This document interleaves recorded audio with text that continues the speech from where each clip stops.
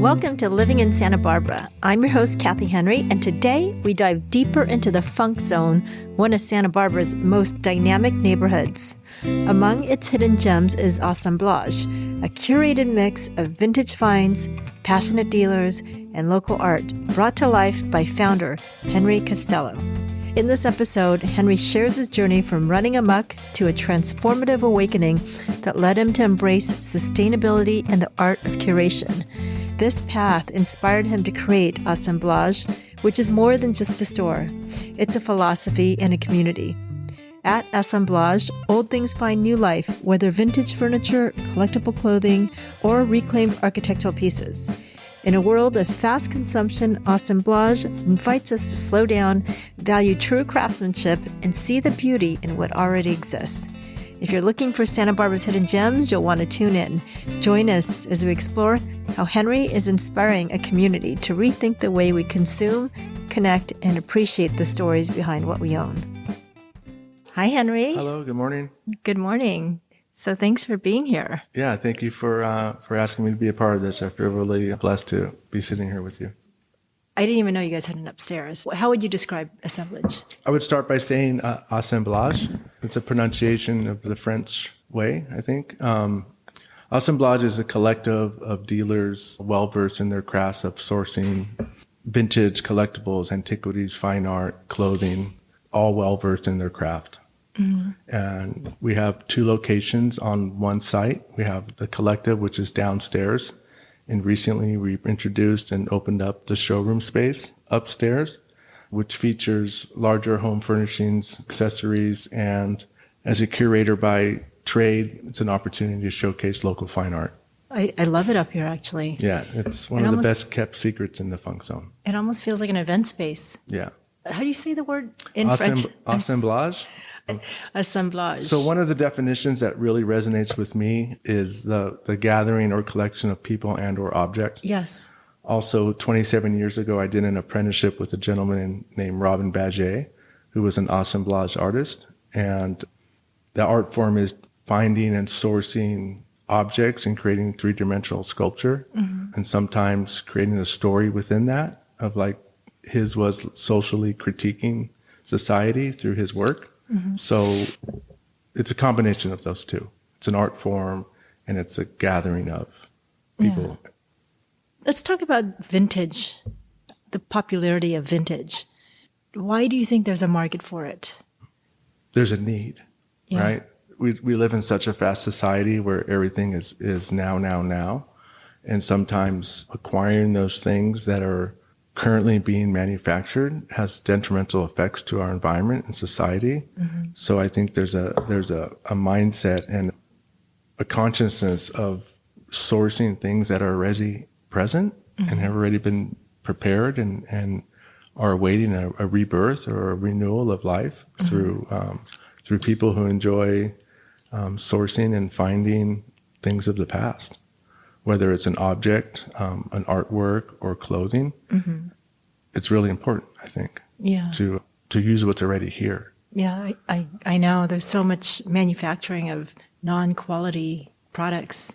Yeah. It's an overconsumption. Yeah, there's the saying, like, they don't make things like they used to. Yeah. And it's true. Mm-hmm. You know, through the fibers, through the fabrics, through the construction of wood and or machined objects and furniture and accessories. It's just such a throwaway society that in the past, when something needed hemmed or repaired or a leg on a chair was broken, you would fix it, you know, and give it a new life and mm-hmm. continue its existence. Mm-hmm. And now it's just buy and sell, throw and get. Yeah. Were you drawn to, collectibles and vintage because of your commitment to sustainability? Was that what? I had an awakening. How did this start? I had an awakening at 25 years old when this vision was planted in my mind. I did an apprenticeship with Badger in Ojai mm-hmm. as a gallery manager and curator. And I was introduced to the arts for the first time, like consciously at 25 years old. Mm-hmm. What were you doing before? I think the phrase would be running amok. Okay. I was just living the fast life. I was 25 years old. I was doing all the things 25-year-olds to do, but probably a little harder and faster than most. So I moved to Ojai for the weekend, and I ended up staying there almost 10 years. Oh, wow. It was a life-changing event. Wow. But during that period, not only was I introduced to art, but I was also introduced to community, creatives, writers, poets, artists. I also experienced some time living on a commune in Ojai.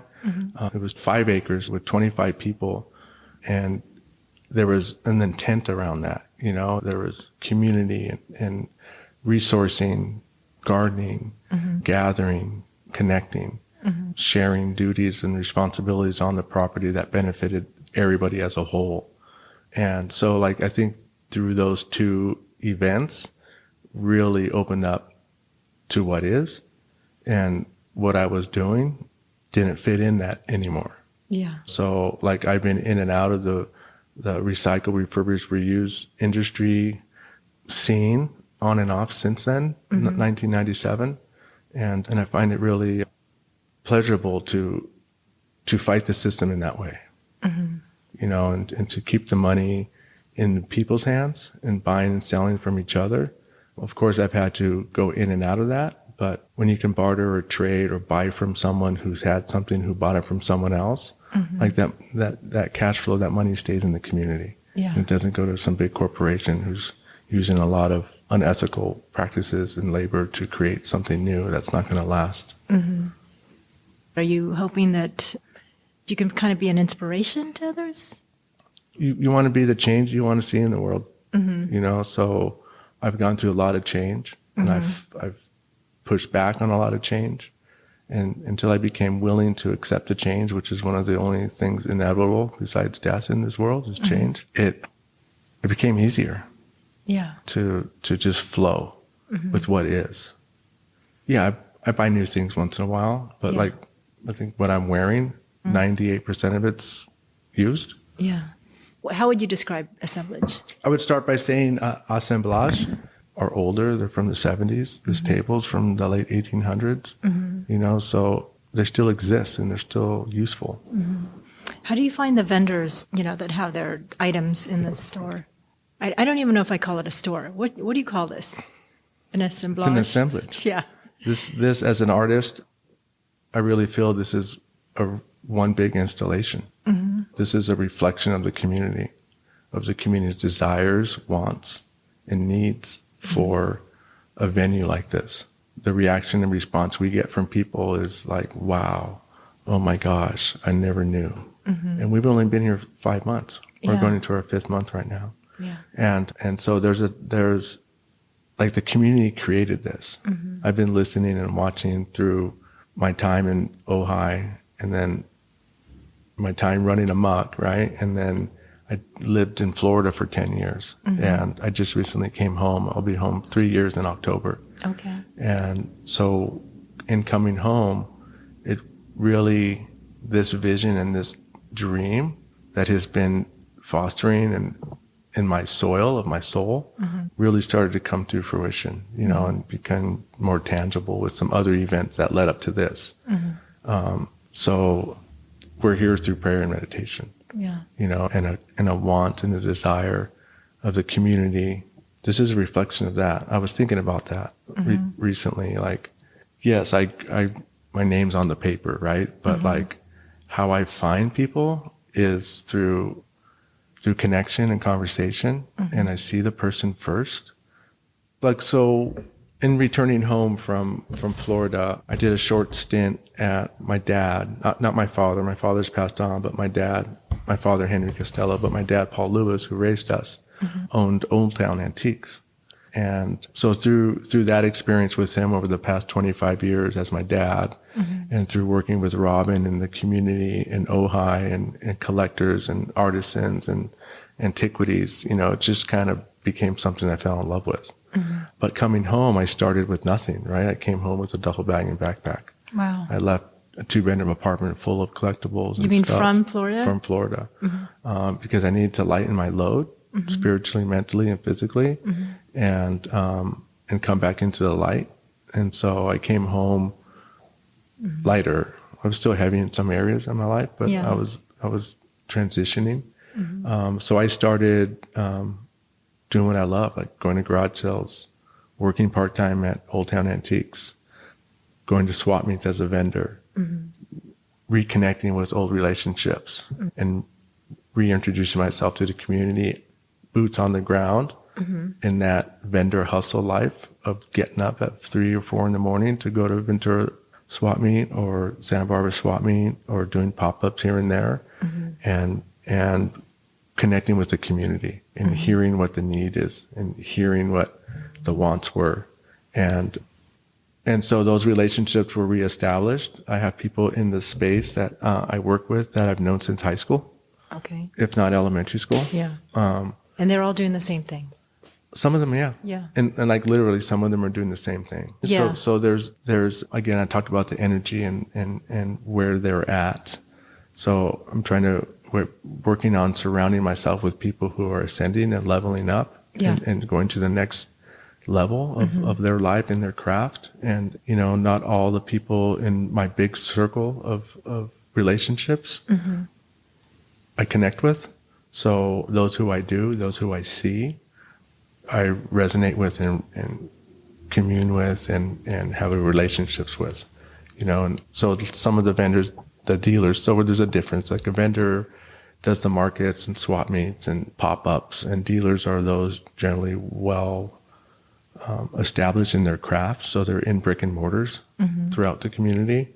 So some of them have heard of my vision and plan. And then when it started to go from the love market that me and my partner Amisha created. And what was the love market? It was just the little The love market lot? Was a parking lot on Anacapa Street, 209 Anacapa Street next to Moni's. And how long ago did you start that? We started that a year ago in September. Okay. And that's preceding this? Preceding this. Yeah. That was a stepping stone. Yeah. That was part of the yellow brick road to here. And that started with 4 of us. And we have now, I think, on the email list over 30 or 40 people that we reach out to. There's been some transition with the love market. It's in flux right now and will return. But we've been doing a market here, beta testing the love market. And bringing here at this location. Here at this space, because we have an outdoor courtyard too. Yeah. And doing a market there. The love market will go home soon. And Assemblage will create a market of their own. But through those travels and swap meets and pop-ups, I've reconnected with the past in terms of friendships and met new people. And I think how I source them is the question. And I have a conversation with them and I connect with them. And there are some people in the store that I never looked at their inventory. And I had to feel their energy and feel their intent and feel their desire and listen to their dreams and visions. And then I think I curated the people first. Yeah. And that it reflects in their space of their character. And I really enjoy the dealers I'm working with. There's a presence of their spirit here when they're not here because it's in their craft and how they curate and display their goods. Yeah. And so it's like a reflection of them. And some overlap and some are completely different, but they coexist really well together down in the collective. Yeah. Are they here sometimes? Yeah. Or how often are they here? As an owner, you would want the dealers in here more frequently than not, but they all have other jobs they're doing too, right? Because we have to do what we have to do till we get to the point where we get to do what we want to do. And I think a lot of them would love to do this full time, and some of them do, but some of them have families and other part-time jobs. So this is like their garden that they're tending to one day be able to make the financial leap and faith in doing this full time. So like going from a vendor to becoming a dealer is my prayer for them to not have to grind so hard and do these markets every weekend and go here or there. Seems like a lot of work. It is a lot of work, you know. How many hours, what's that lifestyle like? Well, it depends on how heavy they go with it. Sometimes people do, I did 2 markets a week. I did Thursday, Santa Barbara flea market, and Wednesday, Ventura flea market. So you start prepping on Monday, Tuesday. You get up at 3 or 4 o'clock on Wednesday to go to Ventura, and then you unload, sit there for however many hours. Sometimes you make $100. Sometimes you make 1,000. Yeah. And then you pack up and you get up again at 4:30, 5 o'clock on Thursday and do Santa Barbara. Same thing. And sometimes people do weekend markets all the way from Topanga to Chatsworth to San Luis Obispo, Santa Monica. That wasn't my experience. Yeah. I just kept it local because that was a lot. And I really like the grind of those who do a lot. But I'm also trying to create something where they would be able to have a permanent location where they can maybe let go of one of those and like have something coming in that's stationary and they can just come and tend to it. Yeah. You know, turn the soil and shift some energy and bring new inventory in and not have to grind as hard. But some of them really just like it. So I can't they love what they do. They love 5 markets a week. I'm just not there anymore. Yeah, maybe it's a time to socialize a little. Yeah. I mean, there's so much socializing out there in the market. You know, you get people from all walks of life and economic positions and social positions, and some are high, some are low, but there's those connections that really count sometimes. Yeah, and you're not even counting the time it takes to find the items. That seems like that would be even more time. Yeah, because those are estate sales, thrift stores, garage sales. Yeah. I personally don't buy online for my inventory or sourcing. I also do architectural salvage, so you'll see some really interesting pieces behind us or hanging. Yeah, I know. To see them demolish homes to remodel them, not really taking the time to figure out what they're destroying. Right. Yeah. Yeah, and there's a market for it. It's not that big. There used to be a bigger market because we had the Restore here in town years ago. And you know, I hear it might be coming back, but there's only a few of us who do architectural salvage that are really doing it. Do people call you when they're about to remodel their home to say, hey, why don't you come take a look if there's anything that's salvageable? Yeah, I've been blessed with those resources through relationships with contractors and designers who know that I'm able to accommodate that inventory. And I was blessed early on in this endeavor with a large collection of pieces that came from 2 really good relationships. I haven't gone out lately to get more inventory because I get to offload what I have. But people are always coming, can you come look at this? Can you come look at that? And I have to say no. Because we don't use the H word here. I'm a collector. So I have to have boundaries on what I'm bringing in because I'm also a pack rat, you know, and I'm also, what's the word?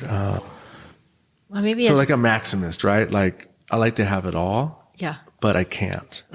I get to be mindful of my space and what I'm bringing in so it doesn't get too overwhelming, because when it gets overwhelming physically and taking up space, it also gets overwhelming internally and mentally and spiritually. It gets heavy. Yeah, I agree. You know, so I'm learning to find that balance in my mix and match of things, because I've gone to the extreme. When I was living on the commune, I lived in a 1947 Spartan trailer. It was pre-Airstream style with the aluminum riveting here, rounded ceilings, and it got smaller on the inside where I was just in little aisleways, but people would come in and they're like, oh, this is like a little museum with all my little installations and vignettes of objects. And for some people, they would walk in and they'd have to walk out because it was too much. So I can appreciate the Zen, right? And the black and white kind of like linear design, but I'm also Maximus. I find comfort in settling in objects in mass, right? Like when I walk into a really cluttered workman's shop or antiquity store or collective, it's like, oh, I can settle in here. Oh, yeah? This is nice. And sometimes if it's too white and gray or black and white and linear and like linen, it's like, oh, I don't want to touch anything. I might get it dirty. Yeah. Interesting. But I appreciate both. Maximist. Yeah. And, you know, through the arts and through this industry, it's not like your regular retail outlet, you know, because for me, in my experience in sharing artwork with people as collectors when they would purchase things, it's an emotional relationship that gets established with the piece. Yeah. You know, and there's a connection there that happens. But art and objects strike an emotion. Yeah, I know. You know, and it sells itself really. There's a piece behind you that I was fortunate to have in my relationship during the experience with Robin Beget at the gallery. And as I was obtaining the lease to this space and starting to do some build out here, the original collector contacted me with interest of me acquiring that piece on consignment. And so that piece is made by artist. His name was Secco, S-E-C-O. It's off a Man Ray painting. And the last time I saw that piece was 25 years ago. Wow. And it's come back into my life. So through all the travels here and there, when objects like that return, I know I'm right where I need to be. Yeah. But it'd just be an interesting to be in a place where you get to meet such a diverse group of people. Yeah, from suits to shorts. Yeah. From the hills to the houseless. They come. And one of the, I think something, and I haven't really created the mission statement yet, but I expressed this with my team here, is we want everybody to feel seen and heard and a part of. Because I think on some of our literature it says through conversation, connection, and community is where the relationship begins. So regardless of where they're at in life, we try to meet them where they're at and see them for who they are as a human, a two-legged with a heart and soul and blood and human. We probably each individually have our favorites, but I might not like them all, but I love every person that walks through this door and how this space really touches them. Jaws drop, smiles extend. There was a woman who came in, we had a market outside, and it was during one of the Funk Zone Live events. And one of our dealers, Travis, had brought in a clown outfit. And this woman who didn't live here anymore looked at it, and she was probably in her 30s, and said, I think my mom made this. Oh, you're kidding. Her mom was an active member of the Solstice community, and obviously it's her daughter, so she knows her mom's workmanship and craftsmanship and skill, right? So she looked at this piece and was able to feel in her heart of hearts that her mom had made it. And that was, I mean, we're 2024 now, right? So that was maybe 80s. Yeah, and 80s. And it still existed, and she was able to go back in time and look at that piece and have a memory and leave with that. She didn't leave with the item. Someone else acquired it and was super happy. She wore it throughout her time here. And so it's moments like that are priceless. And this is a bad business model. I don't suggest it, but if you tried this, it really might make a difference that I can have the biggest dollar sale day, right? And that's good business sense. But if I make a connection and I'm able to sit with somebody and we're able to see each other and hear each other and connect and converse and create conversation, nobody can take that from us. The bank can't take it. The bill collector can't take it. It's within. And that's priceless. Yeah. And I really support my staff in creating that connection first, because then the sales will come thereafter. Yeah, people want to come in. Because I'm the steward of this space. And I don't, my name's on the paper, but this isn't mine. Yeah. This is ours. How did this come about? I mean, this space right here. How did you jump from the Love Market to here? I was walking the dog one day. Okay. So me and my partner. In the Funk Zone? Yeah. Because we're there at the other space, building that out for another project for my partners, who's a ceramicist and healer and Pilates instructor. Did I meet her? I think so. Did she do the little heart ones? Yeah. Oh, she's so cute. I love her. The ceramics. Yeah. So that's another project over there. But, so we had a life planned out pre-assemblage.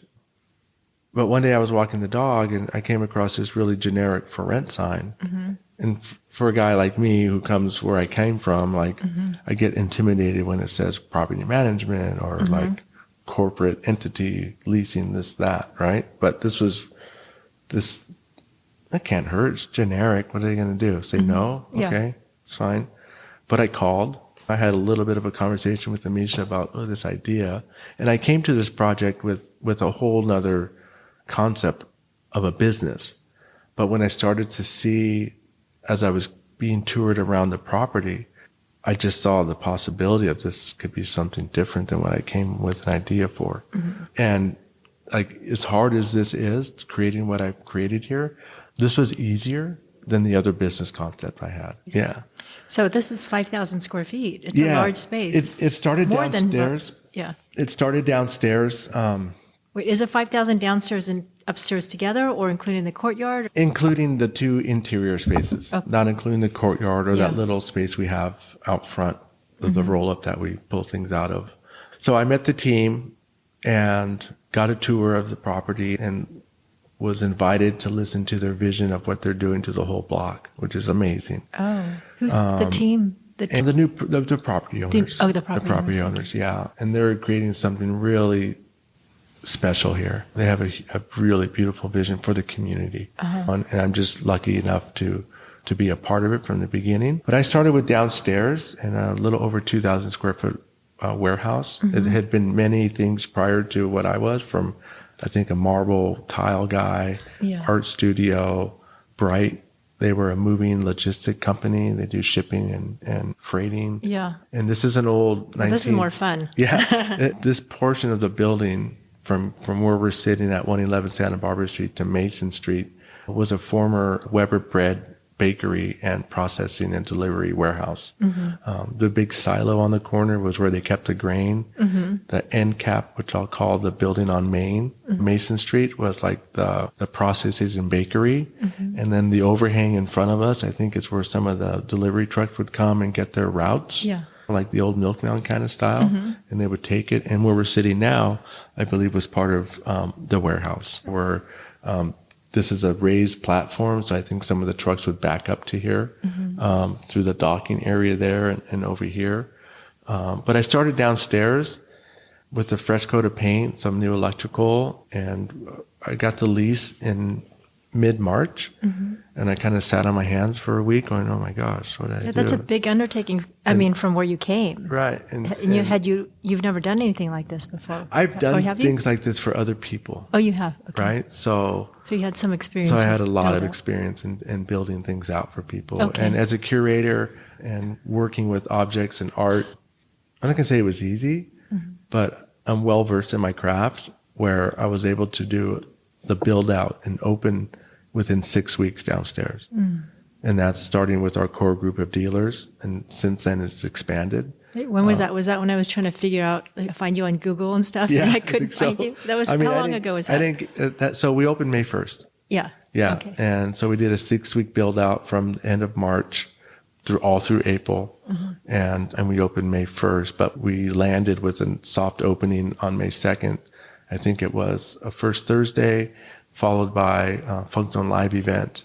And I mean, I didn't get my phone turned on until the day before, like April 30th or something. I had the cart before the horse. Yeah. Big time. And my ducks are still in different ponds, but I'm starting to regroup and reorganize and get some internal administrative stuff in line, which has been extremely important. Yeah. Well, I love this. Yeah. I'm going to finish with the transition from downstairs. So downstairs, we've been rocking it since day one, right? And it's gotten bigger, and I've made some improvements down there. We moved a wall and sat with that for a little while. Then I moved another wall, which opened it up a lot better flow and energy movement for the community to walk in and around. And I'm still moving things in and around. We walked through a new doorway today up into the space.